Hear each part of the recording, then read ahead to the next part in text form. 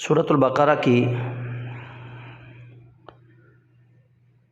آیت نمبر 177 یہاں تک ہم ترجمہ اور مختصر تفسیر جو ہے وہ پڑھ چکے۔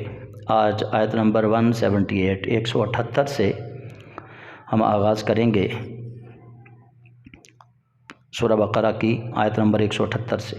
اللہ رب العزت ارشاد فرماتا ہے، اعوذ باللہ من الشیطان الرجیم، بسم اللہ الرحمن الرحیم، یا ایہا الذین آمنوا کتب علیکم القصاص فی القتلى الحر بالحر والعبد بالعبد والانثى بالانثى فمن عفی له من اخیہ شیء فاتباع بالمعروف واداء الیہ باحسان ذلک تخفیف من ربکم ورحمہ فمن اعتدی بعد ذلک فلہ عذاب علیم۔ یہاں سے اللہ رب العزت انسان کو انسان کی قیمت بتا رہا ہے، اور اللہ نے چونکہ انسان کو تخلیق فرمایا ہے، اور جس نے جو چیز بنائی ہوتی ہے اسے اس کی قدر و قیمت بھی معلوم ہوتی ہے۔ جس نے بنایا نہیں ہوتا کوئی کسی چیز کو، جس کے پیسے نہ لگے ہوں، محنت نہ لگی ہو، اس کو دکھ بھی نہیں ہوتا۔ پرائی چیز پرائی ہوندی ہے۔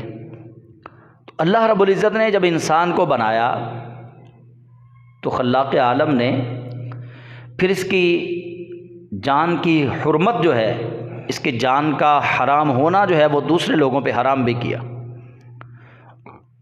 رسول اللہ علیہ السلام نے فرمایا کہ تمام مومن آپس میں بھائی بھائی ہیں، اور مومن کے لیے وہی چیز پسند کرتا ہے جو اپنے لیے پسند کرتا ہے۔ یہ دراصل ایک معیار زندگی سمجھایا جا رہا ہے، اور مومن کو مومن کی شان بتائی جا رہی ہے، اور فرمایا مومن کے لیے مومن کا خون حرام ہے، اس کا مال حرام ہے، اس کی عزت حرام ہے۔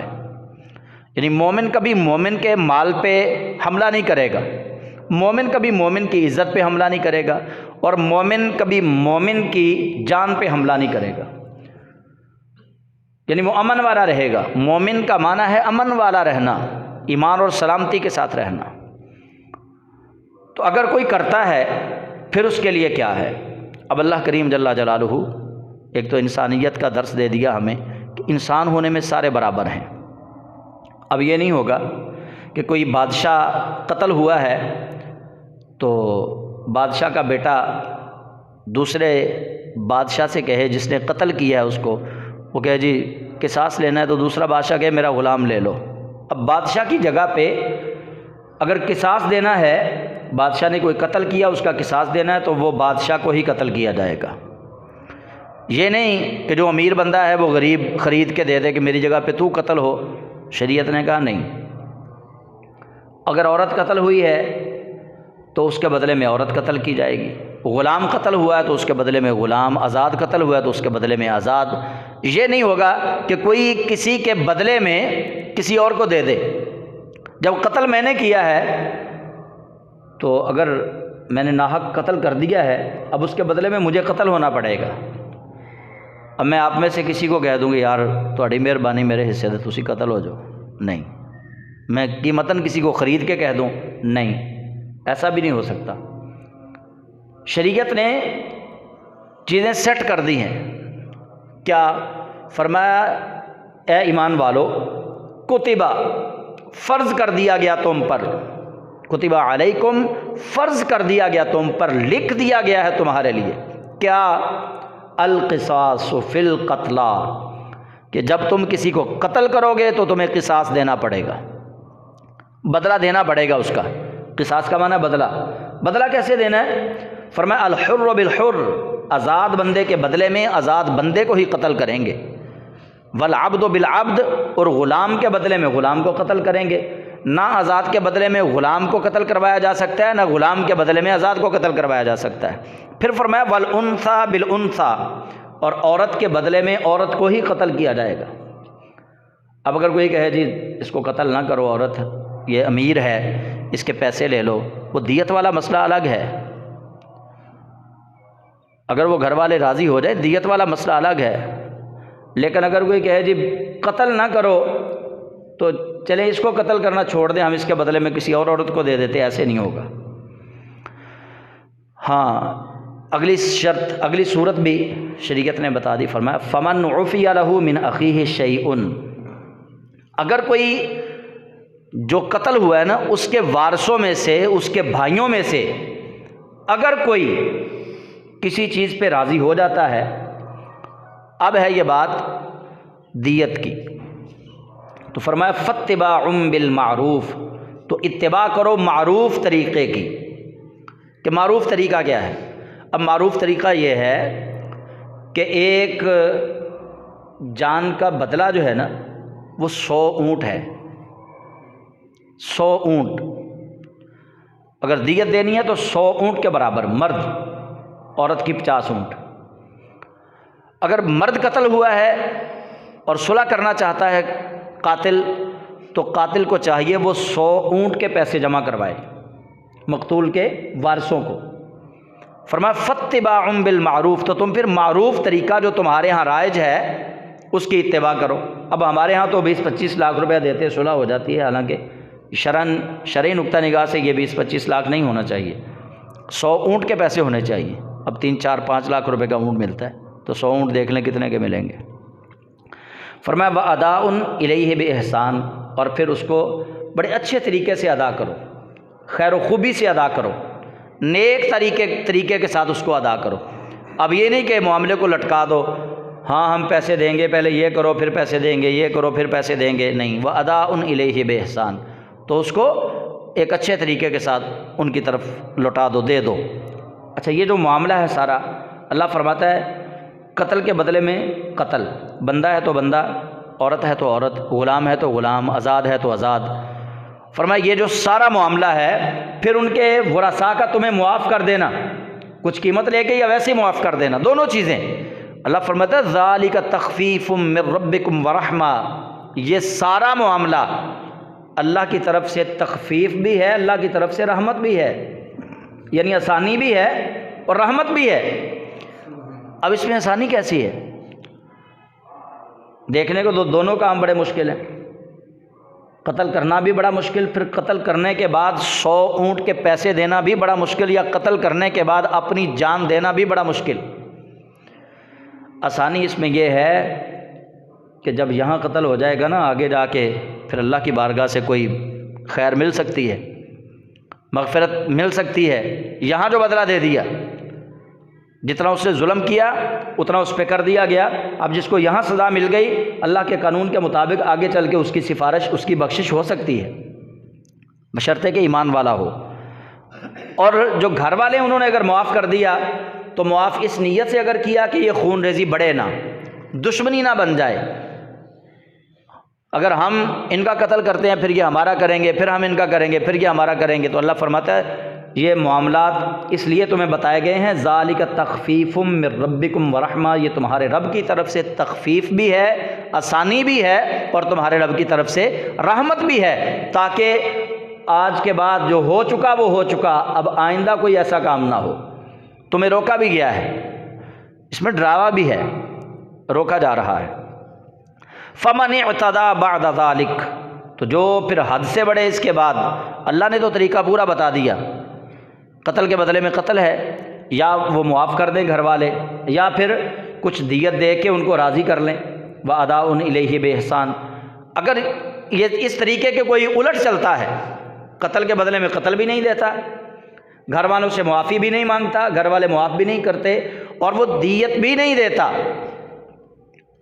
اکڑ گیا کہ کر لو جو کرنا ہے، میں نہیں، نہ صلح کروں گا، نہ معافی مانگوں گا، نہ قتل کا بدلہ دوں گا، نہ دیت دوں گا، کچھ نہیں کرتا، جاؤ کر لو جو کرنا ہے۔ اب ایسے بندے کے لیے اللہ فرماتا ہے فَمَنِ اعْتَدَىٰ بَعْدَ ذَلِكَ، جو حد اعتدال سے بڑھے، جو حد سے بڑھے گا، اب جو اللہ کے بنائے ہوئے اس اصول کو توڑے گا، اس کے بعد کیا ہے؟ اللہ فرماتا ہے فَلَهُ عَذَابٌ عَلِيمٌ، اس کے لیے دردناک عذاب ہے۔ اب دردناک عذاب ایک تو یہاں دنیا میں ہے، آپ نے بزرگوں سے سنا ہوگا، جو بزرگ ہیں وہ خود جانتے ہیں کہ قاتل کبھی چھپا نہیں رہتا، یہ نہیں ہو سکتا کہ قتل چھپا رہے، پتہ چل ہی جاتا ہے 2 سال بعد، 4 سال بعد، 10 سال بعد، 20 سال، 50 سال، قتل نہیں چھپا رہتا کبھی بھی، پتہ چل ہی جاتا ہے۔ تو اللہ تعالیٰ اس عمل کبیح سے معافی عطا فرمائے۔ نبی کریم علیہ السلام نے اس عمل کی بڑی سخت وعید فرمائی ہے۔ رسول اللہ علیہ السلام فرماتے ہیں کہ قیامت کی نشانیوں میں سے ایک نشانی یہ ہے کہ 2 لوگ ایک دوسرے کو قتل کرنے کے در پہ ہوں گے، ایک کہے گا میں اس کو مار دوں، دوسرا کہے گا میں اس کو مار دوں، فرمایا دونوں جہنمی ہیں۔ اور اللہ کا قرآن کیا کہتا ہے؟ اللہ کا قرآن کہتا ہے جس نے ایک ناحق خون کیا گویا اس نے ساری انسانیت کا خون کیا، اور جس نے ایک شخص کی جان بچائی گویا اس نے پوری انسانیت کی جان بچائی۔ یہ حرمت ہے انسان کی۔ اللہ قیمت جانتا ہے نا، اللہ نے بندہ بنایا ہے، ہم کیا جانیں؟ ہمارے لیے تو بندے کی قیمت ہی کوئی نہیں۔ ہم کلمہ گو ہیں، نماز پڑھتے ہیں، روزہ رکھتے ہیں، حضور سید عالم صلی اللہ علیہ وسلم کی اتباع کا دعویٰ بھی کرتے ہیں، حضور سے محبت اور عشق کا دعویٰ بھی ہے ہمارا۔ اس کے باوجود میں آپ لوگوں کی حرمت نہیں جانتا، آپ میری حرمت نہیں جانتے، ہم تو ایک دوسرے کی حرمت جانتے ہی نہیں ہیں۔ سچی بات ہے یہ۔ نبی پاک علیہ السلام نے خانہ کعبہ کا طواف کرتے کرتے حضور سید عالم علیہ السلام نے خانہ کعبہ کو مخاطب کر کے کہا تھا، میں خانہ کعبہ تیری بڑی شان ہے، اللہ کی عزت کی قسم بندہ مومن کی شان تجھ سے بھی زیادہ ہے۔ مطلب جس کعبے کا طواف ساری دنیا کے مسلمان کرتے ہیں، اس کعبے کو رسول اللہ کیا کہہ رہے ہیں کہ بندہ مومن کی شان تجھ سے بھی زیادہ ہے، بندہ مومن تجھ سے بھی زیادہ فضیلت والا ہے۔ ہم پہچانتے ہی نہیں، نہ ہمیں مسلمانی کے مفہوم کا پتہ ہے کہ مسلمانی کیا ہے، نہ ہمیں اس مومن کی فراست کا پتہ ہے، نہ ہمیں مومن کی عظمت کا پتہ ہے، ہمیں پتہ ہی نہیں۔ نبی پاک علیہ السلام تو مسلم کی تعریف کرتے ہوئے فرماتے ہیں المسلم من سلم المسلمون من لسانہ و یدہ، فرمایا مسلمان تو وہ ہے جس سے دوسرے مسلمان اس کی زبان سے بھی محفوظ رہیں، اس کے ہاتھ سے بھی محفوظ رہیں۔ ہم یہی تعریف دیکھ لیں کہ جنوں اسی ہاتھ نال کچھ نہیں نہ کہہ سکتے، اسی وہ چگلیاں ضرور کرنے ہیں۔ ہاں جی، جس کو ہم ہاتھ سے کچھ نہیں کہہ سکتے پھر ہم اس کی چگلیاں ضرور کریں گے، بدخوئی ضرور کریں گے، اس کے بارے میں بدگمانی ضرور رکھیں گے۔ نہیں، نبی پاک علیہ السلام دوسری جگہ پہ حضور فرماتے ہیں کہ مسلمان وہ ہے، یعنی کامل مسلمان وہ ہے جو اپنے لیے پسند کرتا ہے اپنے مومن بھائی کے لیے بھی وہی پسند کرے۔ تو ہم اپنے لیے کیا پسند کرتے ہیں یہ سب کو پتہ ہے۔ میں نہیں پسند کرتا کوئی میری بے عزتی کرے، میں نہیں پسند کرتا کوئی مجھے ذلیل کرے، میں نہیں پسند کرتا کوئی میری عیب لوگوں میں بتائے۔ میں اپنے لیے نہیں نا پسند کرتا، میں اپنے لیے عزت پسند کرتا ہوں، اپنے لیے اچھی باتیں پسند کرتا ہوں، اپنے لیے مقام اور مرتبہ پسند کرتا ہوں۔ تو مجھ پہ فرض ہے اگر میں اپنے لیے یہ پسند کرتا ہوں اپنے بھائی کے لیے کیوں نہ کروں۔ اللہ کے نبی صلی اللہ علیہ وسلم نے ہمیں اپنے من میں جھانکنے کی تعلیم دی ہے۔ وہ اقبال رحمۃ اللہ علیہ فرماتے ہیں نا، اپنے من میں ڈوب کر پا جا سراغ زندگی، میرا نہیں بنتا تو نہ بن اپنا تو بن۔ اپنے من میں ڈوب کر پا جا سراغ زندگی کہ میرا نہیں بنتا تو نہ بن اپنا تو بن۔ کم از کم بندہ اپنا بن جائے۔ جو بندہ اپنے لیے اچھائی سوچتا ہے، رسول اللہ علیہ السلام فرماتے ہیں کہ مومن وہ ہے اپنے مسلمان بھائی کے لیے بھی وہی سوچے۔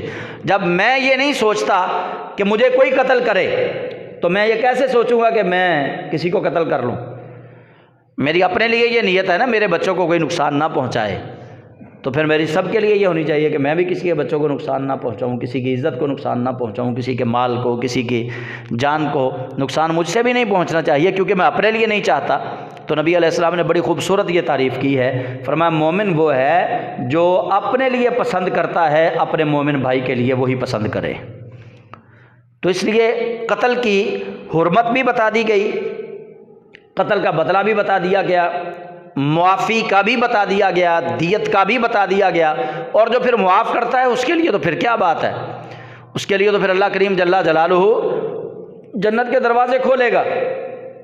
یہ معاف کرنا دراصل حق پہ ہوتے ہوئے کسی کو معاف کرنا یہ رحمانی صفت ہے۔ معافی دینا کتنا مشکل کام ہے، بڑا مشکل کام ہے معاف کرنا، بہت مشکل کام ہے۔ دنیا میں سب سے اگر مشکل ترین کام ہے نا وہ معاف کرنا ہے۔ جو بندہ معاف کر دیتا ہے وہ سمجھ لے کہ اللہ کا اس گھڑی اس پہ یہ انعام ہوا ہے کہ رب نے اس کو اپنی صفت کا مظہر بنا دیا ہے، کیونکہ عفو کریم اللہ ہے، معافیاں دینے والا اللہ ہے، بندہ نہیں معافی دیتا۔ اللہ جب اپنے بندے کے دل کے اندر اپنی شان رحیمی و کریمی کا مظہر اتارتا ہے، اللہ جب اپنے بندے پہ کرم کرتا ہے تو اپنے شان عفو اپنے بندے کو عطا فرماتا ہے، تو بندہ تبھی اپنے اللہ کے بندے کو معاف فرماتا ہے۔ ہم دعا مانگتے ہیں نا، اللہم انک عفو، یا اللہ تو عفو کو معاف فرماتا ہے، تجھے معافی بڑی پسند ہے۔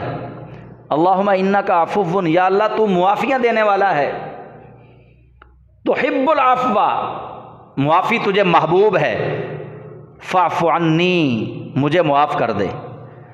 ہم جب دعا مانگتے یہی مانگتے ہیں، اللہم انک عفو، یا اللہ بے شک تو عفو ہے، معافی دینے والا ہے، اللہ کی صفت ہے عفو۔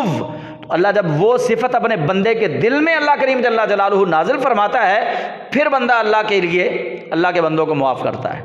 سب سے مشکل کام یہ ہے، تو اس کے لیے پھر جنت میں جو منظر ہے وہ اللہ جانتا ہے کہ اللہ کریم جل جلالہ نے اپنے معاف کرنے والے بندے کے لیے کیا رکھا ہوا ہے۔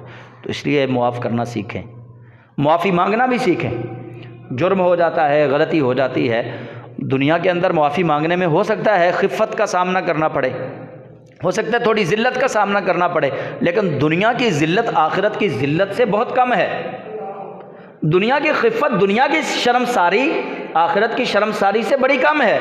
یہاں معافی مانگ لو، اللہ کے بندوں سے معافی مانگ لو، بروز قیامت اللہ کریم جل جلالہ تمہیں ندامت سے شرمسار نہیں ہونے دے گا۔ اور اگر ہم نے وتیرہ یہ رکھا کہ ہم یہاں تو اپنے آپ کو نیک، متقی اور پارسا کہتے رہے، اندرون خانہ ہمارے گناہ اتنے ہو گئے کہ ہم سرکشی تک پہنچ گئے، تو پھر اللہ کریم جل جلالہ دنیا میں بھی عزت عطا نہیں فرمائے گا، آخرت میں تو ذلت و خواری کا سامنا کرنا ہی پڑے گا۔ لیکن اللہ کی جو حد پار کرے، اللہ فرماتا ہے فَلَهُ عَذَابٌ عَلِيمٌ، اس کے لیے دردناک عذاب ہے۔ اور فرمایا وَلَكُمْ فِي الْقِصَاصِ حَيَاةٌ يَا أُولِي الْأَلْبَابِ لَعَلَّكُمْ تَتَّقُونَ، آیت نمبر 189۔ اللہ کریم فرماتا ہے تمہارے لیے اس قصاص میں زندگی ہے، یہ بدلہ دینے میں تمہارے لیے زندگی ہے، اگلوں کی زندگی۔ ایک کا تو بدلہ دے دیا، باقیوں کو توبہ ہو گئی، پھر نہیں دوبارہ کوئی ایسا کام کرے گا۔ ایک کا جب میں نے قتل کیا ہے، جب مجھے قتل کر دیا جائے گا نا بدلے میں، تو میرے بچوں کو نصیحت ہوگی کہ ساڈے ابے نے قتل کیتا سی تے بدلے چ ساڈے ابے نو بھی قتل ہونا پیا، تو میرے بچے پھر وہ کام نہیں کریں گے۔ اللہ کریم فرماتا ہے وَلَكُمْ فِي الْقِصَاصِ حَيَاةٌ يَا أُولِي الْأَلْبَابِ، اے عقل والو تمہارے لیے اس قصاص کے اندر بھی زندگی ہے، اس کے اندر بھی رب قدوس نے قصاص کے اندر بھی زندگی رکھی ہوئی ہے کہ باقی زندگیاں بچ جائیں گی، آنے والی نسلیں تباہ ہونے سے بچیں گی۔ ورنہ آپ دیکھ لیں، آپ ہمارے گوجرا کو دیکھ لیں کہ وہاں وہ الیاسا چوٹھیا اور وڑیچوں کی دشمنی مشہور ہے پورے پاکستان میں، وہ لوگ نسل در نسل، تو یہ زندگی تو نہیں ہے نا۔ اگر قتل کا بدلہ، قتل اسلامی قانون رائج ہوتا اور قتل کا بدلہ قتل کر دیا جاتا، تو دوبارہ کسی کی جرت نہیں ہونی تھی کہ کوئی کسی کو قتل کرتا۔ انسانی جان جو ہے اس کی حرمت اللہ کریم جل جلالہ نے بیان فرمائی ہے، اور اللہ اس کی قیمت جانتا ہے۔ اور پھر اس کے اندر دوسری بات یہ ہے، مسئلہ بھی یہاں سن لیں، بعض دفعہ ایسے ہوتا ہے کہ کسی جگہ پہ قتل ہو گیا تو ریاست اس کی مدعی بن جاتی ہے، ایس ایچ او اس مقدمے کا مدعی بن جاتا ہے، جی بندہ قتل ہو گیا، ایس ایچ او خود مدعی بن گیا، یہ حرام ہے۔ کوئی مدعی نہیں بن سکتا قتل کا سوائے اس کے وارثوں کے، اس کا بیٹا بنے، بھائی بنے، باپ بنے، بیوی بنے، اس کے وارثوں میں سے اس کا مدعی بنے، دعویٰ کرے کہ یہ ہمارا قتل ہوا ہے، اس کی ایف آئی آر درج کی جائے، اس کی انویسٹیگیشن کی جائے۔ مدعی ریاست نہیں بن سکتی، کبھی بھی کبھی ریاست نہیں بن سکتی کہ کوئی ایس ایچ او بن جائے یا اے ایس پی بن جائے یا ایس پی بن جائے، ایسا ہو ہی نہیں سکتا قرآنی رول کے مطابق۔ تو ہمارے ہاں تو ایسا ہی ہے۔ اچھا، پھر ایک بڑا غلط قانون ہمارے ہاں رائج ہے، وہ جس سزائے موت ہوگی فلاں بندے کو، اس کو سیشن جج نے بھی سزائے موت سنا دی، ہائی کورٹ نے بھی سزائے موت سنا دی، سپریم کورٹ میں بھی اس کو سزائے موت سنا دی گئی۔ اب صدر کے پاس معافی نامہ بھیجا ہے، صدر کون ہوتا ہے؟ معافی دینے والا۔ اچھا صدر اگر سائن کر دے تو سزائے موت ٹل جاتی ہے، ایسا ہوتا بھی ہے، سزائے موت معاف ہو جاتی ہے۔ استغفر اللہ، نعوذ باللہ من ذالک۔ قرآن پاک کے مقابلے میں یہ قانون کھڑا کر دیا۔ صدر تو کیا، صدر کا باپ بھی معاف نہیں کر سکتا، یہ مقتول کے ورثاء کے علاوہ معاف کوئی نہیں کر سکتا۔ اللہ کریم ہے، بادشاہ ہے، بادشاہوں کا بادشاہ ہے، اور رب ذوالجلال نے یہ معافی اپنے کھاتے میں بھی نہیں ڈالی کسی کا دل دکھے گا۔ اللہ معاف تو کر سکتا ہے نا سب کو۔ حقوق العباد والی معافی اللہ کریم نے اپنی قدرت کے کھاتے میں لکھی ہی نہیں ہے۔ فرمایا میں مالک ہوں، معاف کر سکتا ہوں، لیکن جو میرے بندوں کے حقوق تلف کرے گا، اللہ فرماتا ہے میں نہیں معاف کروں گا جب تک جس کا حقوق کھایا ہے، جس کے حقوق کھائے ہیں، جب تک وہ معاف نہیں کر دیتا۔ اللہ کریم فرماتا ہے میں معاف نہیں اس کو کروں گا۔ گویا رب ذوالجلال کے پاس معافی ہے، ہر طرح کی معافی اللہ کریم دے سکتا ہے، مالک ہے، اس سے پوچھنے والا بھی کوئی نہیں، لیکن اصول بنا دیا۔ فرمایا جس کا حق تلف کیا ہے، جب تک وہ تجھے معاف نہیں نہ کرے گا، میں اللہ ہو کے جان بوجھ کے میں تمہیں معاف نہیں کروں گا۔ کر سکتا ہوں لیکن میں نہیں کروں گا کہ تو نے میرے بندے کا دل دکھایا، تو نے میرے بندے کی جان لی ہے، میں نہیں معاف کروں گا۔ صدر کون ہوتا ہے معاف کر؟ یہ قرآن پاک کے بالمقابل قانون ہے، قرآن پاک سے متصادم قانون ہے کہ صدر معاف کر دے گا۔ جی صدر نے معافی دے دی، معافی کوئی نہیں دے سکتا۔ اللہ کا قرآن کہتا ہے معافی دینے کا حق فمن عفی لہ من اخیہ شیء، اس کا بھائی ورثاء میں سے کوئی اگر چاہے تو وہ معافی دے سکتا ہے، وہ معاف کر سکتا ہے، اس کے علاوہ کوئی نہیں معاف کر سکتا۔ تو اس لیے یہ قرآن پاک کے متصادم ہے کہ سپریم کورٹ معافی دے یا صدر معافی دے سزائے موت کے قیدی کو، ایسا نہیں ہو سکتا۔ پھر اللہ کریم جل جلالہ فرماتا ہے کہ تم پر فرض کر دیا گیا، آیت نمبر 180، فرمایا کتب علیکم اذا حضر احدکم الموت ان ترک خیرا الوصیۃ للوالدین والاقربین بالمعروف حقا علی المتقین۔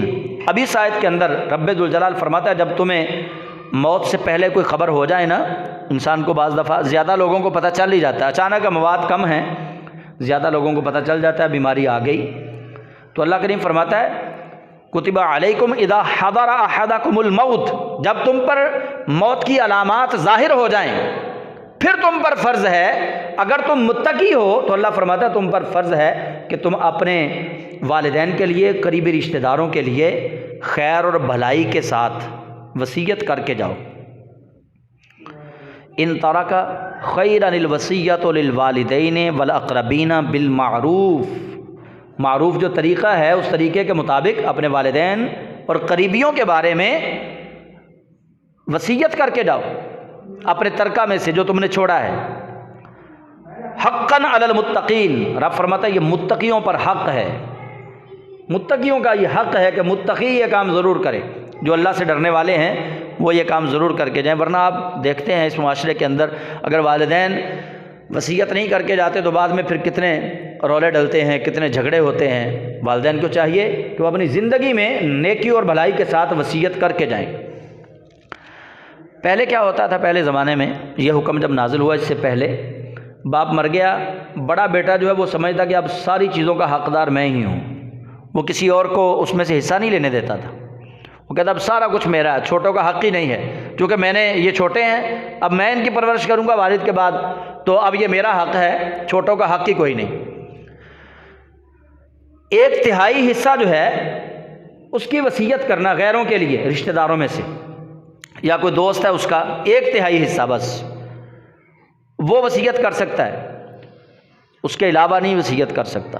غیروں کے لیے، اپنوں کے لیے تو جو وارث بن گئے خود بخود ان کا ذکر نہیں ہے، وہ تو وارث بنیں گے، جو شرعی وارث بنیں گے بعد میں وہ تو ہیں، لیکن اگر وہ چاہتا ہے کہ کسی اور کے لیے کچھ بھلائی کے لیے وہ وصیت کرنا چاہتا ہے تو 1/3 مال کا حصہ جو ہے 1/3 وہ وصیت کر سکتا، اب سارے مال کی وصیت نہیں کر سکتا۔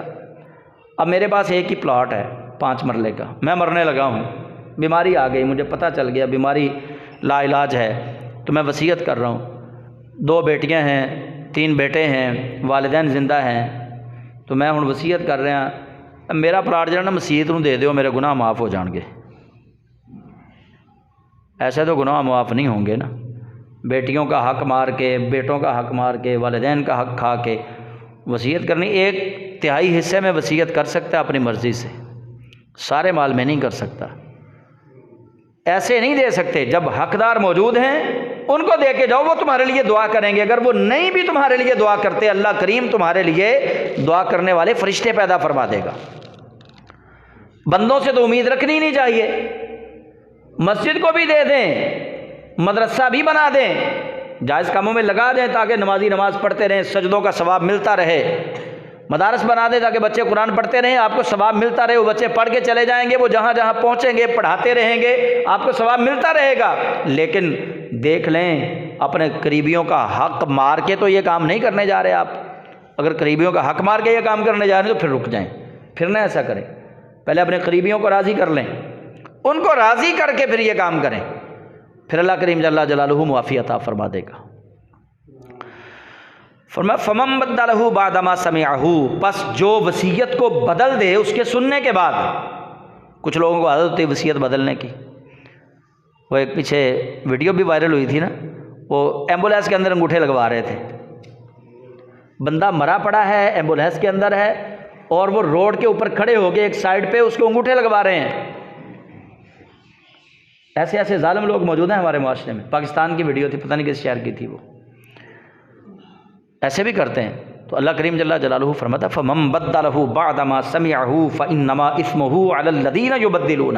اللہ فرماتا ہے جو وصیت کو سننے کے بعد اس کو بدلتا ہے، گناہ اس پہ ہے جو بدلتا ہے، اس پہ اس کا گناہ ہے جو بدلے۔ ان اللہ سمیع علیم، اللہ فرماتا ہے تو کلے نہیں سی سنی، اللہ بھی سننے والا ہے۔ تو کلہ ہی نہیں سی جاندا اس وصیت نو، رب فرماندا ہے علیم میری بھی صفت ہے۔ ان اللہ سمیع علیم، بے شک اللہ ہی سب سے زیادہ سننے والا ہے اور سب سے زیادہ جاننے والا ہے۔ فرمایا وہ وصیت کا تجھے نہیں پتا تھا، تو نے ہی نہیں سنی تھی وہ وصیت، اللہ بھی سنتا ہے، اور جیسا اللہ سنتا ہے ویسا کوئی سن ہی نہیں سکتا۔ ہم تو کوئی بولے آواز نکالے تب سنتے ہیں، اشاروں کی زبان ہمیں سمجھ نہیں آتی۔ اشارے تو دور رہے، اللہ کریم تو ہمارے ذہن کے اندر آنے والی باتوں کا بھی علم رکھتا ہے کہ اب اس نے کیا سوچنا ہے، کیا اس کے ذہن میں آئے گا، اللہ کریم کو تو اس کا بھی پتہ ہے۔ اللہ کریم تو وہ بھی جانتا ہے جو ابھی دل کے اندر وہم وسوسہ پیدا ہی نہیں ہوا، اللہ تعالیٰ کو تو اس کا بھی پتہ ہے۔ تو رب تعالیٰ فرماتا ہے جو سننے کے بعد وصیت کو بدلے گا فإنما إثمه على الذين يبدلون، وہ جو بدل رہا ہے اس پہ اس کا گناہ ہے۔ فإن اللہ سمیع علیم، پس بے شک اللہ سب سے زیادہ سننے والا ہے اور سب سے زیادہ جاننے والا ہے۔ فمن خاف من موص جنفن او اثمن، پس اگر کوئی کسی کو خوف ہو کہ وصیت کرنے والا یک طرفہ وصیت کر کے چلا گیا، بیٹے 3 تھے، ایک بیٹے کے حق میں ساری وصیت کر دی، یا بیٹے 3 تھے 2 بیٹیاں تھیں، بیٹیوں کے حق میں پتراں نال ناراض سی تو کہنے لگا مینوں پتراں سامبیا کوئی نہیں تے میں ہن جڑا نا سارا کچھ تھیاں نو دے کے جانا ہے، انہاں دے سر چڑھ کے مرنا میں۔ اگر وہ ایسے کر گیا فمن خاف من موص جنفن، اگر تمہیں خوف ہو کہ وصیت کرنے والا یک طرفہ وصیت کر گیا، او اثمن، یا بری وصیت کر گیا، گناہ والی وصیت کر گیا، فاصلح بینہم، فاصلح بینہم، تم صلح کروا دو ان کے درمیان، یعنی جو پیچھے بچے ہیں نا، بیٹے بیٹیاں ہیں یا بھائی ہیں، سب کو بٹھا کے اللہ فرماتا ہے تم باقی جو لوگ ہو تم صلح کروا دو، انہیں سمجھاؤ کہ بھئی دیکھو قرآن کی روح سے تمہارا والد جو ہے وہ غیر شرعی وہ وصیت کر گیا، اسے پتہ نہیں تھا کہ اس کا گناہ ہے، یہ گناہ والی بات ہے جو تمہارا والد کر کے گیا ہے۔